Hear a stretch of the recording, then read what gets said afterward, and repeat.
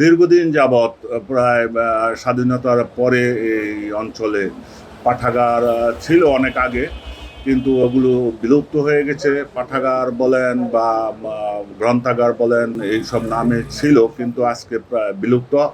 ওগুলাতে বই পুস্তক নাই, পাঠক নাই।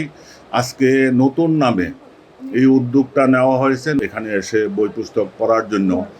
আর এই বই পুস্তক পড়ার মাধ্যমে এলাকার যুব সমাজ এবং ছাত্রছাত্রী যারা আছে তারা বিভিন্ন রকম অসামাজিক কর্মকাণ্ড, যেমন আজকে বিশেষ করে মাদকের যেই প্রসার দেশে, যদি এই বইয়ের মধ্যে যদি তারা ডুবে থাকে তাহলে আশা করি এলাকায় মাদকের ইয়েটাও কমে আসবে অনেকটা, আশা করি ইনশাল্লাহ। বস্তুত আজকের এই যে জাতীয়তাবাদের পাঠশালার উদ্বোধন হলো, এর মাধ্যমে তরুণ প্রজন্ম এগিয়ে এসেছে। বস্তুত এই তরুণ প্রজন্মই কিন্তু এই দেশের হাল ধরবে। এই তরুণ প্রজন্মের মাধ্যমে যে জাতীয়তাবাদের যে পাঠশালার আজকে উদ্বোধন হলো, এর মাধ্যমে তরুণ সমাজই উপকৃত হবে। আমি মনে করি এই পাঠশালা অত্র এলাকায়, গোসাইরহাট উপজেলায় একটি যুগান্তকারী ভূমিকা রাখবে। আমরা বিশ্বাস করি বই পড়ার মাধ্যমে সুনাগরিক গড়ে উঠবে, গোসাইরহাটের তরুণ সমাজ নাগরিক সমাজ হয়ে উঠবে। সেই জন্যই আমরা এই পাঠাগারটি করেছি এবং এই পাঠাগারে বর্তমানে প্রায় 400-র মতো বই রয়েছে। আমরা বইয়ের আহ্বান জানাচ্ছি। বইয়ের যারাই আমাদেরকে বই গিফট করতে চায়, উপহার দিতে চায়, সেটির জন্য আমরা অপেক্ষা করছি। এবং এখানে আপাতত যেহেতু আমাদের 400-র মতো বই আছে, আমরা আপাতত কাউকে বই বাড়িতে নেওয়ার জন্য দিচ্ছি না।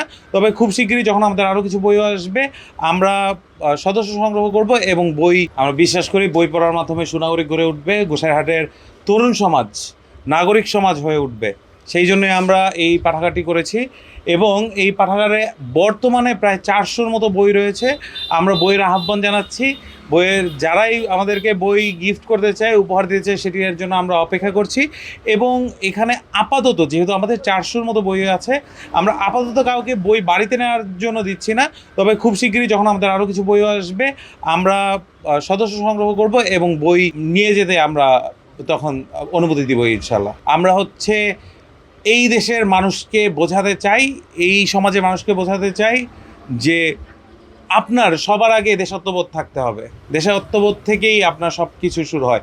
সেই জন্যই ন্যাশনালিজম, আমরা বাংলাদেশি জাতীয়তাবাদকে প্রমোট করি এবং বাংলাদেশি জাতীয়তাবাদকে সবার মধ্যে ছড়িয়ে দিতে চাই। তবে এই পাঠাগারটি সবার জন্য উন্মুক্ত থাকবে এবং এই প্রতিষ্ঠানের মাধ্যমে এই অঞ্চলের ছাত্রছাত্রীরা অনেক উপকৃত হবে বলে আমি বিশ্বাস করি।